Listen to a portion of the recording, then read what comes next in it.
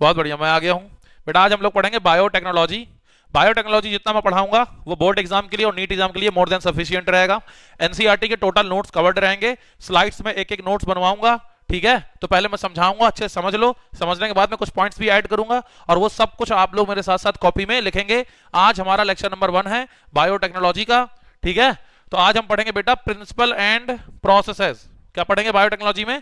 Principal and process. पहला chapter है principles और प्रोसेस ऑफ बायोटेक्नोलॉजी, दूसरा चैप्टर है एप्लीकेशन ऑफ बायोटेक्नोलॉजी। तो पहले में पढ़ते हैं बायोटेक्नोलॉजी क्या है, उसके सिद्धांत क्या है, ठीक है, उसकी प्रोसेस क्या होती है, और उसके बाद में अगले चैप्टर में उसकी एप्लीकेशन पढ़ते हैं, यानी बायोटेक्नोलॉजी का यूज करके हम क्या क्या कर सकते हैं, ठीक है बेटा। तो कंप्लीट पढ़ेंगे बोर्ड एग्जाम और नीट के लिए दोनों। स्टार्ट करते हैं, हेडिंग लगा लो बेटा, बायोटेक्नोलॉजी यूनिट, और चैप्टर नंबर 1 है प्रिंसिपल एंड प्रोसेस, जो कि हम क्लास 12th बोर्ड और नीट दोनों के लिए कवर करने वाले हैं।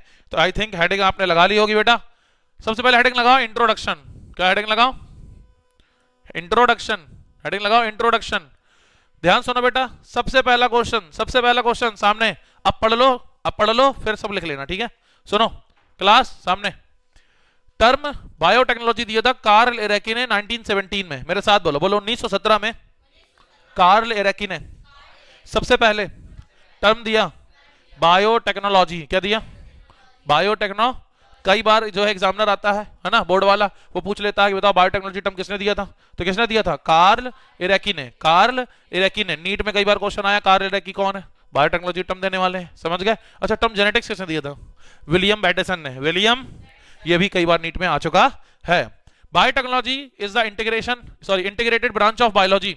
जो बायोटेक्नोलॉजी है ये बायोलॉजी की ही ब्रांच है, इसका इंट्रोडक्शन है, which deals with the techniques of using live organisms और enzyme from organisms in order to produce different product process useful to humans. यानी बायोटेक्नोलॉजी बायोलॉजी की ही ब्रांच है। जल्दी आओ बैठो, बहुत लेट आते हो तुम लोग, बैठो बैठो। बायोटेक्नोलॉजी बायोलॉजी की ही ब्रांच है जिसमें बेटा हम लोग पढ़ते हैं कि जिसमें हम लोग क्या है, ऑर्गेनिजम्स का यूज करते हुए, ऑर्गेनिजम्स हो गए, उसके पार्ट्स हो गए या सेल्स हो गए, इनका यूज करते हुए उनसे हम लोग डिफरेंट प्रोडक्ट बनाते हैं जो कि हम ह्यूमंस के लिए बहुत जरूरी हैं, यूजफुल हैं। तो ये बायोटेक्नोलॉजी की क्या हो गई? एक तरह की डेफिनेशन हो गई। लेकिन ये डेफिनेशन जो है मान नहीं है। मान क्यों नहीं है? क्योंकि एक है यूरोपियन फेडरेशन ऑफ बायोटेक्नोलॉजी, एक कौन है branch? European Federation of biotechnology. उसने अपनी खुद की डेफिनेशन दी हुई है और एग्जाम में ये वाली डेफिनेशन लिखना है।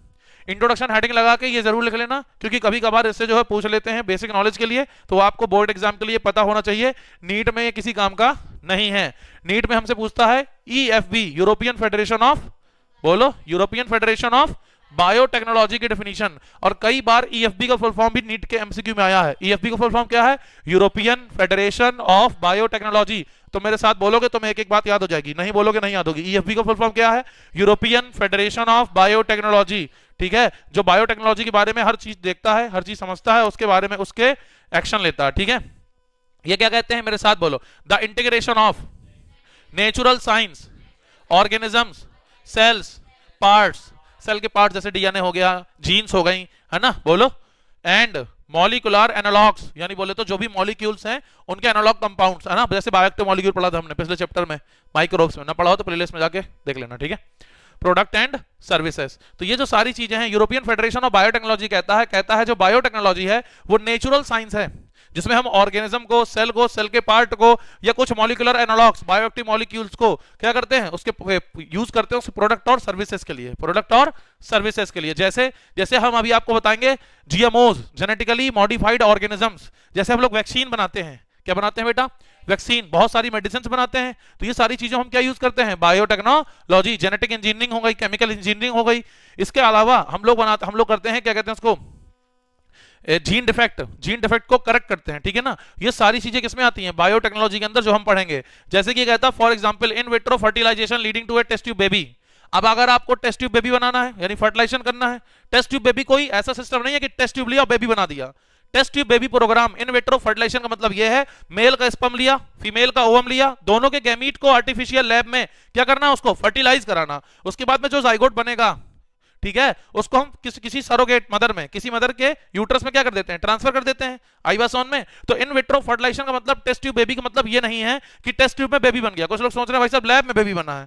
टेस्ट ट्यूब में फर्टिलाइजेशन हुआ है क्योंकि कुछ ऐसी कंडीशन थी फीमेल के अंदर जिसकी वजह से फर्टिलाइजेशन नहीं हो रहा था, वो चाहे स्पर्म काउंट कम हो या मेल डोनर के पास स्पर्म ना हो। तो बेसिकली मेडिकल साइंस, बायोटेक्नोलॉजी इतना डेवलप्ड है, जिसने जिन लोगों के पास बच्चे नहीं थे उनको भी बच्चे दिए, समझ लो, जिनके पास संतानें नहीं है उनको भी हमने संतानें दी।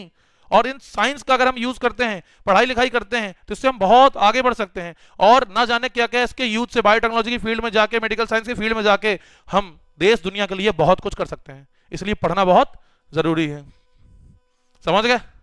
बोलो, ठीक है? तो इसको थोड़ा सा नोट कर लो। जैसे कि क्या क्या बताओ, सिंथेसाइजिंग जीन, जीन बनाना और डीएनए वैक्सीन बनाना, ठीक है? और करेक्टिंग ए जेनेटिक डिफेक्ट या डिफेक्टिव जीन, डिफेक्टिव जीन है जेनेटिक डिफेक्ट, बात एक ही है।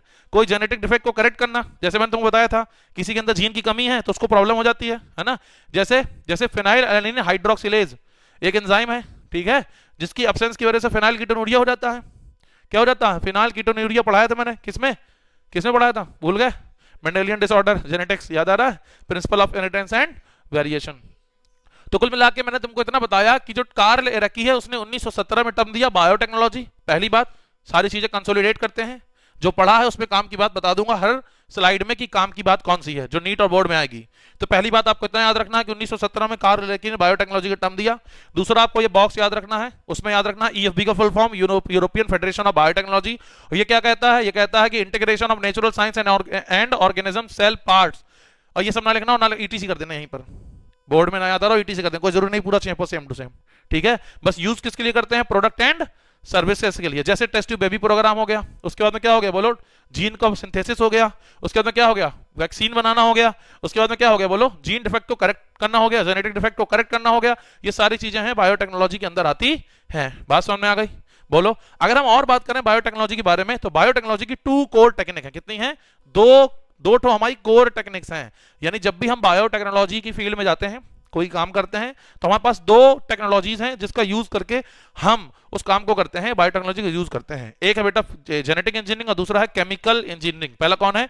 Genetic engineering. जेनेटिक इंजीनियरिंग का मतलब यह है कि हम ऑर्गेनिज्म के डीएनए से खेलेंगे, उसके जीन से खेलेंगे, उसके डीएनए को निकालेंगे, मॉडिफाई करेंगे अपने हिसाब से, फिर किसी होस्ट सेल में डाल देंगे, उसका कल्चर करा लेंगे और उससे हम ऑब्टेन कर लेंगे प्रोडक्ट। जैसे वैक्सीन बनाना, ठीक है? बोलो। जैसे जेनेटिक डिफेक्ट को करेक्ट करना, सर्विस और प्रोडक्ट के लिए हम यूज करते हैं, बताऊंगा अभी। दूसरा है केमिकल इंजीनियरिंग। क्या है? Chemical engineering. केमिकल इंजीनियरिंग में हम केमिकल्स का यूज करते हैं। जैसे मान लो मुझे किसी भी बैक्टीरिया को ग्रो करके उससे कुछ प्रोडक्ट ऑब्टेन कराना है, ठीक है? जैसे मैंने तुमको बताया था कि एक है प्रोपियोनी बैक्टीरियम शर्मानाई पिछले चैप्टर माइक्रोब्स में, जो क्या करता है? स्विस चीज बनाता है। अब मान लो मुझे लैब में उनको ग्रो कराना है। अब मैं जब उनको लैब में ग्रो कराऊंगा तो मैं जेनेटिक इंजीनियरिंग का यूज करते हुए उनके अंदर मॉडिफिकेशन कर दूंगा, जिससे चीज बहुत अच्छा बनेगा, उसका टेस्ट बहुत अच्छा आएगा और लार्ज अमाउंट बनेगा। इनका पोटेंशियल बढ़ा दूंगा कुछ चेंज करके, इनका डीएनए चेंज करके। तो ये हो गया जेनेटिक इंजीनियरिंग। लेकिन जब मैं इनको ग्रो करूंगा बेटा, जब मैं इनको ग्रो करूंगा तो ये इनके साथ में आसपास एनवायरनमेंट में बहुत सारे ऐसे बैक्टीरिया होंगे, वो भी ग्रो करने लगेंगे, क्योंकि हमारे एनवायरनमेंट में मिलियंस ऑफ बैक्टीरिया रहते हैं। उसके लिए हम यूज करते हैं केमिकल इंजीनियरिंग, यानी स्टेरिलाइजेशन मेथड। स्टेरिलाइजेशन यानी उसको स्टेराइल कर देते हैं। तुमने सुना होगा, जैसे कोई आपका ब्लड सैंपल ले रहा है या कोई आपके क्या कर रहा है, इंजेक्शन लगा रहा है, तो उसके पहले क्या करता है? वो कुछ केमिकल लगाता है, उसको स्टेरिलाइज कर देता है, ताकि स्किन में लगे हुए बैक्टीरिया वायरस ब्लड के पंक्चर थ्रू अंदर न चले जाएं। पता चले एक इंसान है, उसकी चोट लग गई। अब चोट लग गई तो उसको स्टेरिलाइज नहीं किया हमने, उस एरिया को साफ नहीं किया, उसके इंजेक्शन ठोक दिया ऐसे ही, ठीक है? तो हुआ क्या? उसके आसपास जो दूसरे बैक्टीरिया थे, क्लॉस्ट्रिडियम टेटेनाई, टेटनेस करता है, वो बैक्टीरिया अंदर चला जाएगा उससे, और फिर उसको क्या कर देगा? टेटनेस कर देगा, और वो इंसान बुरी मौत मरेगा। इसलिए केमिकल इंजीनियरिंग स्टेरिलाइजेशन मेथड बहुत जरूरी है बैक्टीरिया को रोकने के लिए ग्रोथ से, और डिजायर्ड माइक्रोब्स को ग्रो कराने के लिए। तो याद रखना, एक है जेनेटिक इंजीनियरिंग और दूसरा है केमिकल इंजीनियरिंग। जेनेटिक इंजीनियरिंग क्या है? हम इससे जीन मॉडिफाई कर देंगे, डीएनए में चेंज कर देंगे। और केमिकल इंजीनियरिंग का मतलब स्टेरिलाइजेशन मेथड, स्टेरिलाइज कर देंगे माहौल को, जो हमारा बैक्टीरिया वही ग्रो होगा, जो दूसरा आएगा उसके लिए वो स्टेराइल होगा, मर जाएगा, वो ग्रो नहीं कर पाएगा। तो ये हो गई 2 कोर टेक्निक्स। तो आपको एक फुल फॉर्म याद रखना है, एक फुल फॉर्म याद करना है, और इसकी बेसिक डेफिनेशन याद करनी है बायोटेक्नोलॉजी की क्या होती है ईएफबी के हिसाब से। आई बात समझ में? कोर टेक्निक कितनी है? 2, एक है जेनेटिक और एक है केमिकल। क्लास में ही साथ साथ याद करते चलते हैं, ठीक है? सारी बातें क्लियर हैं? गिनती की 4 बातें याद कर लोगे, 2 फुल फॉर्म और 2 टेक्निक के नाम। अब सबसे इंपॉर्टेंट है, आपसे एग्जाम पूछेगा जेनेटिक इंजीनियरिंग कौन है। देखो यार, जो जेनेटिक इंजीनियरिंग इसके फादर है पॉल बर्ग। सबसे पहला क्वेश्चन नीट में आता है, क्या आता है? Paul Berg known as father of genetic engineering, देखो मैं हाईलाइट करके लाया हूं, ठीक है ना, याद रहेगा। पॉल बर्ग कौन है? Father of genetic engineering. मेरे साथ बोलो, जेनेटिक इंजीनियरिंग फादर कौन है? Paul Berg. कौन है?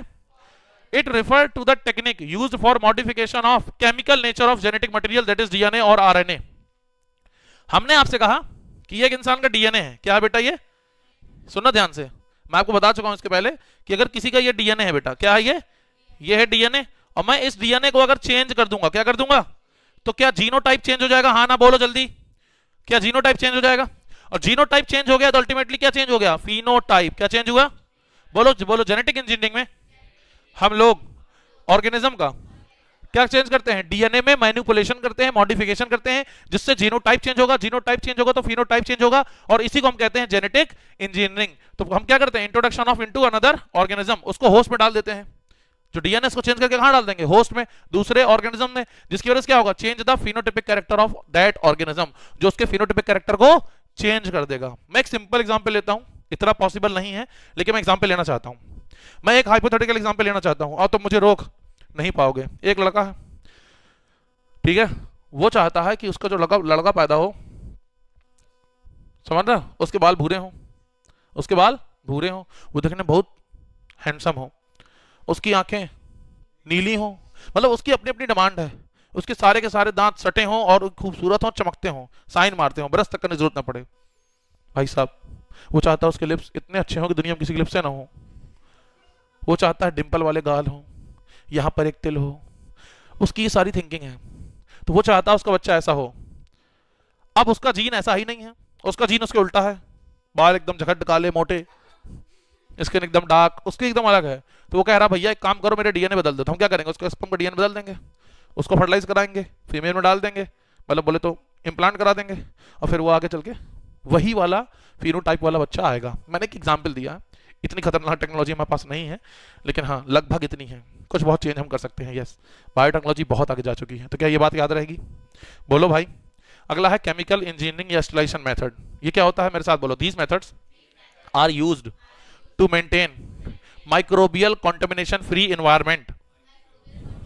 फ्री एनवायरनमेंट, हाँ ये कंडीशन लिखा है, एनवायरनमेंट भी एक ही बात है, ठीक है ना, बुक्स में एनवायरनमेंट लिखा रहता है। तो माइक्रोबियल कॉन्टेमिनेशन फ्री एनवायरनमेंट मतलब ये है, हम जिस माइक्रोब को ग्रो करना चाहेंगे उसी को ग्रो करेंगे, दूसरा ग्रो नहीं होगा, आसपास के ग्रो नहीं होंगे, क्योंकि हम उस माहौल को क्या कर देंगे? स्टरलाइज कर देंगे। क्या कर देंगे? होगा क्या? In chemical engineering processes to enable the growth and manipulation of only desired microbe और सेल्स, जिसकी हम ग्रोथ चाहेंगे उसी की ग्रोथ होगी, बाकी हम क्या कर देंगे? स्टरलाइज कर देंगे। क्या कर देंगे? जैसे हम लोग किसी भी बैक्टीरिया की या किसी वायरस की स्टडी करते हैं जब लैब में, तो वहां पर पूरा स्टरलाइज कर देते हैं, है ना, कि सिर्फ वही उसी की ग्रोथ हो कल्चर मीडियम में, दूसरे की ना हो। तो पता चले दो हो रहे हैं ग्रो, देख किसी को रहे हैं, देख कोई और रहा है, नाम थोड़ा वहां लिखा है कि मैं इसरार सर हूं और मैं इसरार सर नहीं हूं, वो सब एक जैसे बैक्टीरिया लगेंगे ना। बोलो, हालांकि मैं बैक्टीरिया नहीं हूं, ठीक है। मेरे साथ बोलो, it is use to get large quantities of product, जैसे कि वैक्सीन, एंजाइम, एंटीबायोटिक एक्सेट्रा, जितने भी हम केमिकल्स बनाते हैं सब बायोटेक्नोलॉजी का यूज करते हैं, और उसमें बहुत बड़ा रोल प्ले करता है केमिकल इंजीनियरिंग। अगर हमारे पास अच्छे अच्छे केमिकल्स ना हो तो हम इनको ग्रो ही ना कर पाएंगे। लाख तुम डीएनए बदल लो, लाख तुम जेनेटिक इंजीनियरिंग का यूज कर लो, अगर तुम्हारे पास केमिकल इंजीनियरिंग नहीं है तो तुम कुछ कर नहीं सकते हो। क्या बात समझ में आ गई?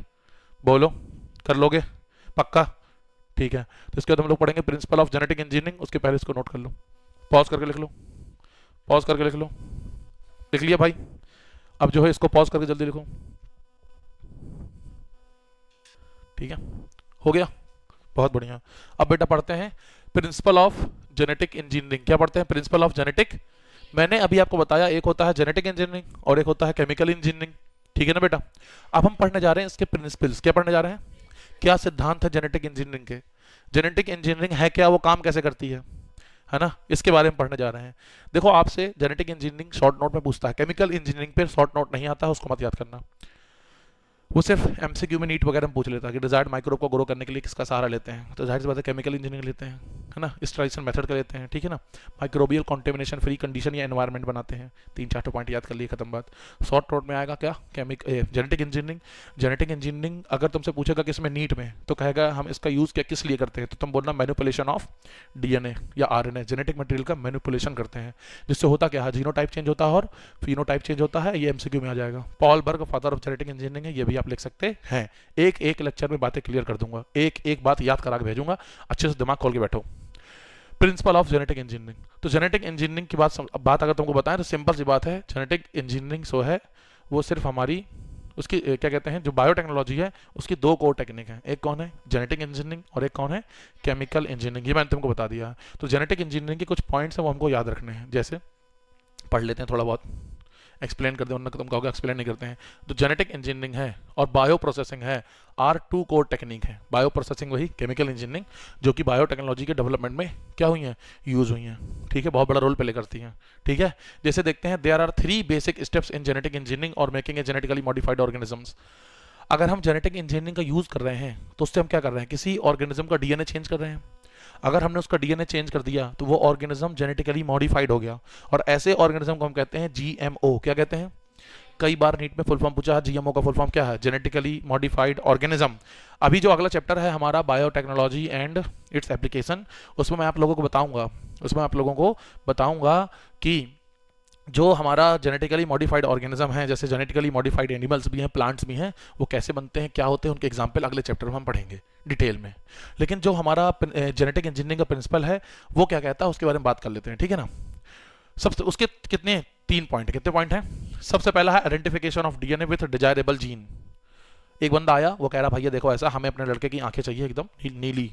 तो हमने क्या किया, डीएनए पूरा उठाया और देखा हमने कि जो जीन है आई के कलर के लिए वो कौन से रिस्पॉन्सिबल है, उसको हमने क्या कर लिया, आइडेंटिफिकेशन ऑफ डीएनए, डीएनए को आइडेंटिफाई किया विथ डिजायरेबल जीन। हमको जो जीन चाहिए उसको हमने क्या किया, देख लिया, ठीक है। उसके बाद में introduction of identifying DNA into a suitable host to form recombinant DNA. अब हम क्या करेंगे, वो वाला जीन उठाएंगे, उसके डीएनए में लगा देंगे। तो ये जो हमने डीएनए में लगाया, ये पहले का कॉम्बिनेशन है कि दोबारा कंबाइन कराया, दोबारा, इसको बोलेंगे रिकॉम्बिनेशन। क्या बोलेंगे, तो जो नया डीएनए होता है उसको बोलते हैं आर डीएनए। क्या बोलते हैं, आर डीएनए, यानी रिकॉम्बिनेंट डीएनए। हमने क्या किया, डीएनए को लिया, आइडेंटिफाई किया डिजायरेबल जीन, हमें कौन सी जीन चाहिए, वो जीन उठा के हमने होस्ट में डाल दिया, होस्ट के डीएनए में डाल दिया। तो जिसके डीएनए को हमने मैनिपुलेट किया, एक नया डीएनए बन गया, उसको हमने क्या नाम दिया, रिकॉम्बिनेंट डीएनए। सबसे पहले डीएनए को पहचानोगे, उसके बाद उसमें मॉडिफिकेशन कर दोगे, वो बन जाएगा रिकॉम्बिनेंट डीएनए। पहले स्टेप डीएनए को पहचानोगे, दूसरे स्टेप उसमें ऐड करोगे, क्या बना दोगे, रिकॉम्बिनेंट डीएनए। तीसरे step maintenance of introduced DNA, introduce to नहीं है, maintenance of introduced DNA in the host and transfer into the progeny. अब हम क्या करेंगे, जो हमने डीएनए होस्ट में डाला है, अगर हमने सिर्फ डीएनए को डाल दिया तो वो एक ही सेल में रह जाएगा, उसको सारी की सारी सेल में क्या करना है, पहुंचाना भी तो है, मल्टीप्लाई भी तो कराना है, तो उसको मेंटेन करना बहुत ज़रूरी है। अगर आपने डीएनए बना लिया, उसको होस्ट सेल में डाल दिया, होस्ट यानी किसी बैक्टीरिया में, किसी भी चीज़ में उसको सेल में डाल दिया, तो क्या तुम्हारा काम हो गया, नहीं, उसको मेंटेन करना भी ज़रूरी है। ये भी देखना है कि वो सेल डिवाइड हो रही है तो वो डीएनए डिवाइड होकर जा रहा है कि नहीं, वो एक्सप्रेस कर रहा है कि नहीं कर रहा है। तो ये सब सारी चीज़ें हमको देखनी है, और फिर वो ट्रांसफर टू द प्रोजेनी, उसके बच्चे में भी चला जाए, है ना। इनहेरिटेंस भी बहुत ज़रूरी है। तो कितने काम है, 3। कितने काम है, पहला क्या है, identify DNA with desirable gene, जो जीन आपको चाहिए उसके साथ डीएनए को आइडेंटिफाई कर लो। दूसरा, जो होस्ट का डीएनए है उसमें उसको रिकॉम्बिनेंट चेंज कर दो, रिकॉम्बिनेंट डीएनए बना दो। तीसरा, जो तुमने रिकॉम्बिनेंट डीएनए बना दिया है लैब में, उसको उठा के होस्ट के अंदर डाल दो और उसको मेंटेन करो ताकि वो अगली जनरेशन तक भी जा सके, प्रोजेनी में। आई बात समझ में, ये बेसिक है, ये याद नहीं करना है, एग्जाम में लिखना नहीं है इसको, कोई नहीं तुमसे पूछेगा कि ये पॉइंट्स लिख दो, तो ये पूछा क्यों तुमने, मतलब बताया क्यों सबने मास्टर, जब ये पूछा नहीं जाएगा तो बताया क्यों। नीट में सीक्वेंस आता है, विच सीक्वेंस इज करेक्ट, एरो बन के आएगा, तो पहला सीक्वेंस ये है, दूसरा ये है, तीसरा ये है, एरो बन के आता है एमसीक्यू में। मैं तुमको एक एक चीज़ बता दूंगा, एक एक नीट का पेपर, बोर्ड का पेपर खोल के दे दूंगा, बस तुम समझ लो उसको। आई बात समझ में। ये तुम्हारी साथ में साइड में डेफिनेशन है बायोटेक्नोलॉजी की, क्या है बेटा, जो आपको बोर्ड में लिखनी है, बोर्ड वाले बच्चे ये डेफिनेशन लिख देंगे, तो इसको बायोटेक्नोलॉजी डेफिनेशन हेडिंग लगा के लिख लेना इसी के बगल में। एक बार फिर वो जो यूरोपियन फेडरेशन है सब बताया, लेकिन इसको एक बार लिख लेना, शॉर्ट में है, यही एग्जाम में लिख के आ जाना, 2 नंबर 1 नंबर में आगे लिख देना, कर दोगे, बोलो, चलो पॉज करके लिखो इसको।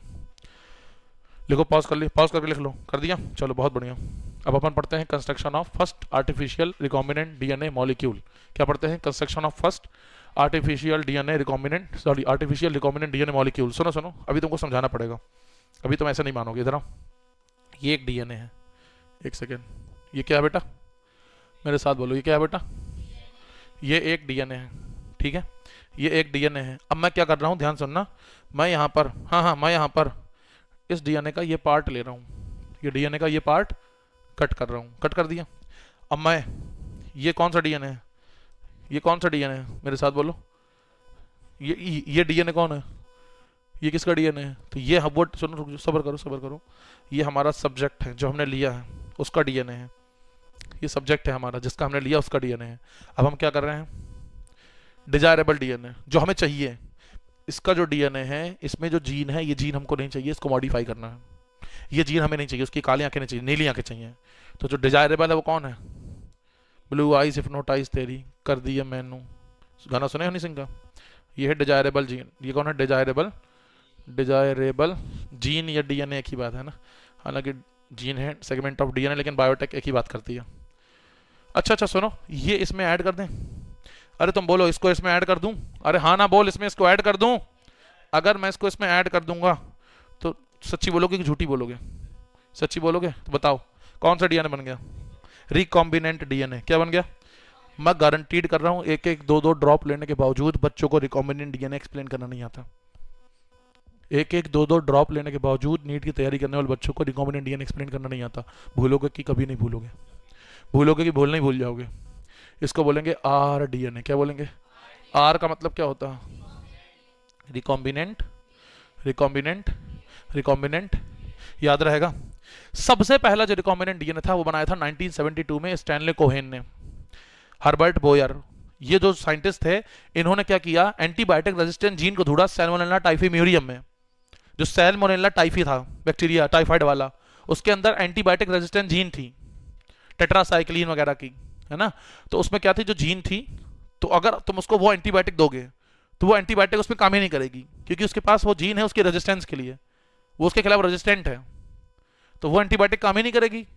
और जो इकोलाई बैक्टीरिया है, छोटा है, चोमू है, बउआ है, इकोलाई बहुत मासूम है, उसके अंदर कोई एंटीबायोटिक रेजिस्टेंट जीन है ही नहीं, और इकोलाई के अंदर कोई एंटीबायोटिक रेजिस्टेंट जीन नहीं है, तो वो एंटीबायोटिक डालोगे मर जाएगा। तो हर्बर्ट बोयर और स्टैनले कोहेन ने क्या किया, सैल्मोनेला टाइफी म्यूरियम की जो एंटीबायोटिक रेजिस्टेंट जीन है वो किसमें डाल दी? इकोलाई के डीएनए के अंदर, और इकोलाई रेजिस्टेंट हो गया। इससे क्या पता चला कि अगर हम किसी की जीन को उठा के कहीं डाल देंगे तो मॉडिफिकेशन हो जाएगा, रिकॉम्बिनेंट डीएनए बन जाएगा। तो मेरे साथ बोलो, जो ना बोले उसका मुंह काला। बोलो, first artificial recombinant DNA molecule was constructed by Stanley Cohen and Herbert Boyer 1970। 1970 NEET में बायोटेक्नोलॉजी से सबसे ज्यादा आने वाला सवाल यही है, किसने बनाया था, कब बनाया था? स्टैनली कोहेन, हर्बर्ट बोयर, 1972, रट लेना, 1972 में, याद रहेगा। बोलो भाई, स्टैनली कोहेन एंड, ये पूरी एनसीईआरटी की लाइन से मैं उठा के ले आया हूं। तो स्टैनली कोहेन, हर्बर्ट बोयर 1972 में आइसोलेट करते हैं antibiotic resistant gene by cutting a fragment of DNA from a plasmid. This antibiotic resistant gene fragment was then integrated into the plasmid DNA. सुनो ध्यान से, होता क्या है कि ये हमारी ये प्लाज्मिड है। प्लाज्मिड क्या होता है? एक जो है सर्कुलर डीएनए होता है, एक्स्ट्रा क्रोमोसोमल डीएनए है। इसके बारे में अभी बताऊंगा, तुम लोगों को परेशान ना होना, बता ही देता हूँ यार, बता ही देता हूँ, क्या कर देता हूँ, बता ही देता हूँ। ये हो गया ना, एक सेकेंड सुनो ध्यान से, ध्यान सुनना प्लीज। ये क्या है? प्लाज्मिड। ये क्या है? पूरा बैक्टीरिया है। क्या है पूरा? ये बैक्टीरिया के पास न्यूक्लियस नहीं होता, न्यूक्लियर मेम्ब्रेन नहीं होती है, देखो न्यूक्लियर मेम्ब्रेन नहीं है, इसके पास सिंगल क्रोमोसोमल डीएनए, इसको बोलते हैं न्यूक्लियाइड जीनोफोर इंसिपिएंट न्यूक्लियस, इतने नाम होते हैं इसके, ठीक है ना। वो सब पढ़ोगे क्लास 11 में, परेशान ना होना, बहुत ईजी होता है ये, मैं ऐसे बोल रहा हूँ तुमको डराने के लिए। इधर आओ, तो इसका डीएनए खुद का डीएनए है, ये इसका क्रोमोसोम है, सिंगल क्रोमोसोम, ठीक है ना। ये हो गया क्रोमोसोमल डीएनए। इसके अलावा इनके अंदर एक और डीएनए है जिसको बोलते हैं, अब ये क्रोमोसोम से एक्स्ट्रा है तो इसका नाम क्या होगा? Extra chromosomal DNA. क्या बोलेंगे? Extra chromosomal DNA. इसी के ससुरे का नाम है प्लाज्मिड। कौन सा मिड? कौन सा मिड? तो जो हमारी सैल्मोनेला टाइफीम्यूरियम थी उसके प्लाज्मिड में यहाँ पे एक जीन है जो कि क्या है, एंटीबायोटिक, एंटीबायोटिक रेजिस्टेंस, बातें नहीं, जीन, एंटीबायोटिक रेजिस्टेंट जीन। इसका जो प्लाज्मिड है, प्लाज्मिड के अंदर एक जीन है, इसका नाम है एंटीबायोटिक रेजिस्टेंट जीन। ये किसके अंदर प्रेजेंट है? सैल्मोनेला टाइफीम्यूरियम के अंदर। किसके अंदर? इनने इसको काट दिया, यहां से कट कर दिया। कौन काटता है? रेस्ट्रिक्शन एंजाइम, पढ़ेंगे नेक्स्ट लेक्चर में, ठीक है ना। रेस्ट्रिक्शन एंजाइम पढ़ेंगे अगले लेक्चर में। तब तक लिए सब्सक्राइब कर लो, ठीक है ना। हाँ, तब तक लिए सब्सक्राइब कर लो। तो ये तो एंटीबायोटिक रेजिस्टेंट जीन है, इसको कट कर लिया। इसको इससे कट करके कहाँ डाल दिया? किसके प्लाज्मिड में? किसके प्लाज्मिड में? इकोलाई के प्लाज्मिड में। इकोलाई के पास भी प्लाज्मिड है, उसके पास रेजिस्टेंट जीन नहीं है, तो हमने क्या किया, उसका प्लाज्मिड काटा सेम शेप में और इसको फिट कर दिया। सोचो हम लोग की साइंस कितनी डेवलप है। लोग कपड़े काट काट के सिल नहीं पा रहे हैं एग्जैक्ट, और हम डीएनए इतना छोटा उसको सटा दिया। समझ रहे हो? आओ इधर। तो इसने स्टैनले कोहेन और हर्बर्ट बोयर ने 1972 में आइसोलेट किया antibiotic resistant gene by cutting a fragment of DNA of plasmid, है ना। प्लाज्मिड से डीएनए काट दिया और उसको कहाँ डाल दिया? होस्ट के प्लाज्मिड में। फिर क्या हुआ? They cut gene of antibiotic resistance from plasmid with the help of restriction enzyme. कौन सा एंजाइम? और ज्वाइन कर दिया plasmid of Salmonella typhimurium with the help of DNA ligase. अब तो मैं यहाँ पे कुछ पॉइंट हाईलाइट कर रहा हूँ नीट वालों के लिए, सावधान। येलो सही कर देता हूँ। स्टैनले कोहेन हर्बर्ट बोयर 1972, इतना याद रखना है। और दूसरा याद रखना कहाँ से लिया था? प्लाज्मिड से। कहाँ से लिया था? किससे काटा था? Restriction enzyme. किससे काटा था? किससे जोड़ा था? Help of ligase. जो डीएनए काटा था उसको जो प्लाज्मिड से जोड़ा था, तो किसकी हेल्प से जोड़ा था? अब ये जो प्लाज्मिड है सैल्मोनेला टाइफीम्यूरियम का, इसको हम निकाल लेंगे और कहाँ डाल देंगे? ई कोलाई में। कहाँ डाल देंगे? क्या डालेंगे? ई कोलाई में। तो जो न्यूली फॉर्म्ड, वो जो न्यूली फॉर्म्ड, मेरे साथ बोलो, जो नया फ्रेगमेंट बना है, newly formed DNA having fragment of antibiotic resistant gene known as recombinant DNA. अब जो हमारा डीएनए है जिसमें हमने एंटीबायोटिक रेजिस्टेंट जीन को ऐड कर दिया है, वो डीएनए क्या कहलाएगा? Recombinant DNA. क्या कहलाएगा? Recombinant. Plasmid of Salmonella typhimurium with the gene of antibiotic resistance act as vector. ये किसका काम करेगा?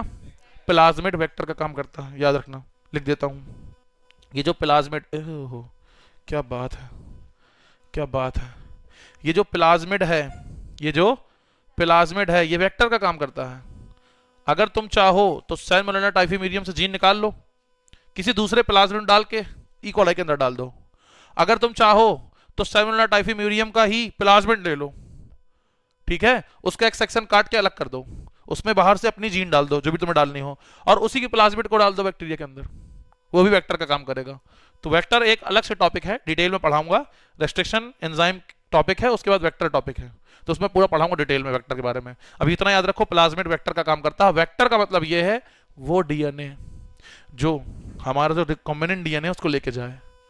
रिकॉम्बिनेंट डीएनए किसी को ऐसी दे दोगे क्या कि ले भाई ले जा? उसको किसी में बांध के सेल के अंदर डालोगे, जिसमें बांध के डाल रहे हो वो कौन है? प्लाज्मिड। कौन है? कहीं कहीं बैक्टीरियोफेज भी होते हैं। क्या होते हैं? है ना, कॉस्मिड्स होते हैं, बैक होते हैं। बैक यानी बैक्टीरियल आर्टिफिशियल क्रोमोसोम, यैक होता है, ईस्ट आर्टिफिशियल क्रोमोसोम। सारे वेक्टर पढ़ाऊंगा, परेशान ना होना। इधर आओ, इधर आओ। और ट्रांसफर करते हैं कहां पर? ई कोलाई में। कहां ट्रांसफर करते हैं? कहां ट्रांसफर करते हैं? ई कोलाई में ट्रांसफर करते हैं। बात समझ में आ गई? अरे हाँ ना बोल, अरे हाँ ना बोल। ठीक है, प्लाज्मिड क्या है जरा इसके बारे में बात करते हैं। देखो प्लाज्मिड क्या है, इसके बारे में बात करते हैं। प्लाज्मिड बहुत बढ़िया आदमी है। प्लाज्मिड सीधा आदमी कोई है ही नहीं, इससे जो लेना उससे ले लो, दे देता है। ठीक है, बहुत बढ़िया आदमी है। देखते हैं मेरे साथ। Plasmids are extra chromosomal material present in the bacteria. Extra chromosomal material bacteria के अंदर होते हैं। बहुत इंपॉर्टेंट पॉइंट, कहां होते हैं और ये कैसे हैं? एक्स्ट्रा क्रोमोसोमल मटेरियल हैं। Extra chromosomal, it can be physically separated, separate किए जा सकते हैं। रेप्लिकेट इंडिपेंडेंटली, जो प्लाज्मिड है किसी भी सेल के अंदर जाता है, इसको सेल से मतलब ही नहीं है, डिवीजन करना चालू कर देता है, रेप्लिकेट कर देता है इंडिपेंडेंटली। किससे इंडिपेंडेंट हो गए? Bacterial chromosome. इसको किसी की जरूरत नहीं है। समझ रहे हो? मस्त मौला आदमी है, खुद से काम करता है। क्या काम करता है? खुद से काम करता है। और सुनो, और सुनो, provide resistance to the bacteria against certain antibiotics.